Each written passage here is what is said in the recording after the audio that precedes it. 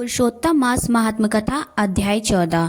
श्री नारायण जी बोले, इसके बाद चिंता से आतुर राजा दृढ़धनवा के घर वाल्मीकि मुनि आए, जिन्होंने परम अद्भुत तथा सुंदर रामचंद्र जी का चरित्र वर्णन किया।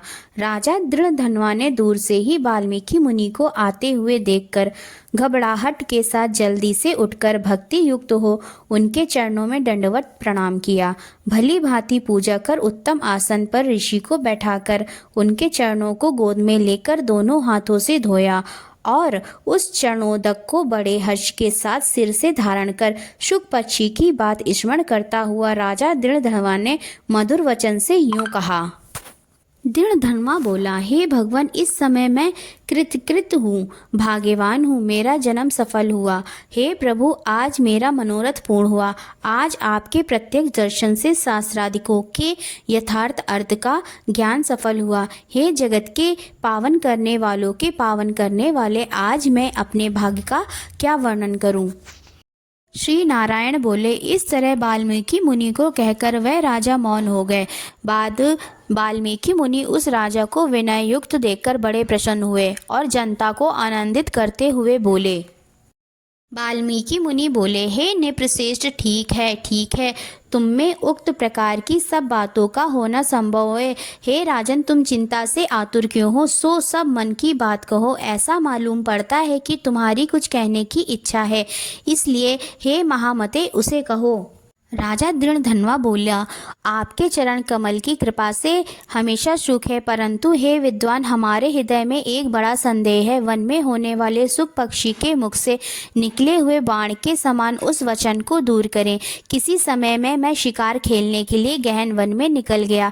वहाँ भ्रमण करता हुआ एक तालाब देखा, उसका जल पिया। बाद में थकावट दूर करने के लिए एक बड़े वट वृक्ष के नीचे बैठ गया।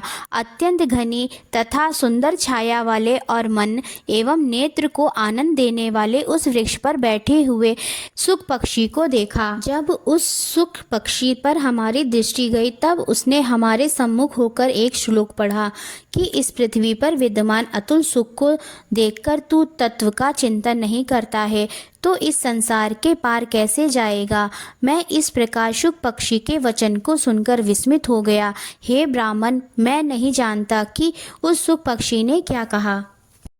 इस हमारे हृदय के संदेह को आप दूर करने के योग्य हैं। हमारा राज सुख तथा सुंदर चार पुत्र, सुंदर पतिव्रता स्त्री, हाथी घोड़ा रथ सेना, हे ब्राह्मण, ये सब अतुल समृद्धि इस समय हमें किस पुण्य से प्राप्त है, यह सब विचार कर संक्षेप में कहने के आप योग्य हैं। वाल्मीकि मुनि बोले, हे राजाओं में श्रेष्ठ, अपने पूर्व जन्म का चरित्र तुम सुनो। हे राजेंद्र, पूर्व जन्म में आप द्रविड़ देश के ताम्रपर्णी नदी के किनारे वास करने वाले सुदेव नामक ब्राह्मण थे। धार्मिक सत्यवादी, जो मिल जाए उतने में ही संतोष करने वाले, वेद अध्ययन में संपन्न, विष्णु भक्ति में परायण रहा करते थे। आपने अग्निहोत्र आदि यज्ञों के द्वारा भगवान हरि को प्रसन्न किया। इस प्रकार रहते हुए तुम्हारी गुणवती स्त्री थी।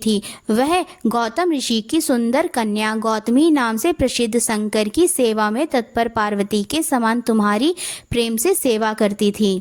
गृहस्थ आश्रम धर्म में धर्मपूर्वक वास करते बहुत समय बीत गया, परंतु तुम्हें कोई संतान नहीं हुई। एक दिन अपने स्त्री से सेवित आसन पर बैठा हुआ दुखित ब्राह्मण गदगद स्वर से बोला, ऐ सुंदरी, संसार में पुत्र से बढ़कर दूसरा सुख नहीं है, और तब दान से उत्पन्न पुण्य दूसरे लोक में सुख देने वाला होता है। शुद्ध वंश में होने वाली संतान इस लोक में तथा परलोक में कल्याण करने वाली होती है। उस श्रेष्ठ पुत्र के ना मिलने से मेरा जीवन निष्फल है। ना तो मेरे पुत्र को प्यार किया और ना वेद पढ़ने के लिए सोने से जगाया, ना तो उसका विवाह किया, इसलिए मेरा जन्म व्यर्थ में चला गया।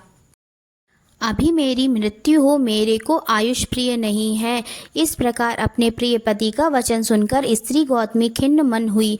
बाद में धैर्य धारण करती हुई प्रिय वचन बोलने में चतुर प्रिय पति के प्रेम में मग्न वह स्त्री अपने पति को समझाने के लिए सुंदर वचन बोली। गौतमी बोली, हे प्राणेश्वर, अब इस तरह तुक्ष वचनों को ना कहिए। आपके समान भगवत भक्त विद्वान लोग मोह को प्राप्त नहीं होते हैं। हे विभु, आप सत्य धर्म में तत्पर रहने वाले हो, आपने स्वर्ग को जीत लिया है। हे सुव्रत अर्थात हे सुंदर व्रत करने वाले, आप जैसे ज्ञानी को पुत्रों से सुख की प्राप्ति कैसी, अर्थात ज्ञानी पुरुष पुत्रों से होने वाले सुख की इच्छा नहीं करते हैं।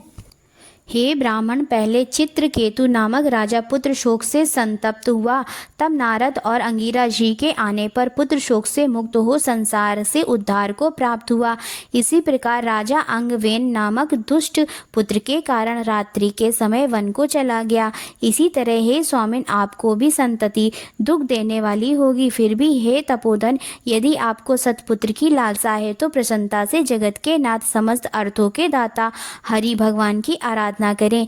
हे ब्राह्मण, पहले शंकराचार्य कर्दम ऋषि ने जिनकी आराधना कर पुत्र को प्राप्त किया, जो कि पुत्र योनियों में श्रेष्ठ कपिल देव नाम से प्रसिद्ध हुआ। ब्राह्मण श्रेष्ठ इस प्रकार अपनी धर्मपत्नी के वचन सुनकर तथा निश्चय कर उस अपनी गौतमी स्त्री के साथ ताम्रपर्णी नदी के तट पर गया। वहां जाकर उस पवित्र तीर्थ में स्नान कर अत्यंत श्रेष्ठ तप करता गया। 5-5 दिन के बाद सूखे पत्ते तथा जल का आहार करता था। इस प्रकार तप करते उस तपोनिधि सुदेव ब्राह्मण को 4000 वर्ष व्यतीत हो गए। हे ब्राह्मण, उसके इस तपस्या से 3 लोग कांप उठे। भक्त वत्सल भगवान उस सुदेव ब्राह्मण के अत्यंत उग्र तपस्या को देखकर जल्दी से गरुड़ पर सवार होकर प्रकट हुए। श्री नारायण बोले, नवीन मेघ के समान जगत की रक्षा करने में समर्थ 4 भुजा वाले प्रसन्न मुख मुरारी को देखकर सुदेव शर्मा ब्राह्मण हर्ष के सार मुकुंद भगवान को साष्टांग प्रणाम करता हुआ बोला, ओम नमो नारायणा, ओम नमो भगवते वासुदेवाय। आशा करती हूँ आप सभी को यह वीडियो अवश्य ही पसंद आई होगी। अगर आपको यह वीडियो पसंद आई हो तो प्लीज़ इसे लाइक करें, अपने दोस्तों और परिवार के साथ इसे शेयर करें, हमारे इस चैनल को सब्सक्राइब करें, बेल आइकन दबाना ना भूलें ताकि आगे आने वाली नई नई कथाएँ आपको सबसे पहले मिल सकें। कमेंट में अपना सुझाव ज़रूर दें। राधे राधे।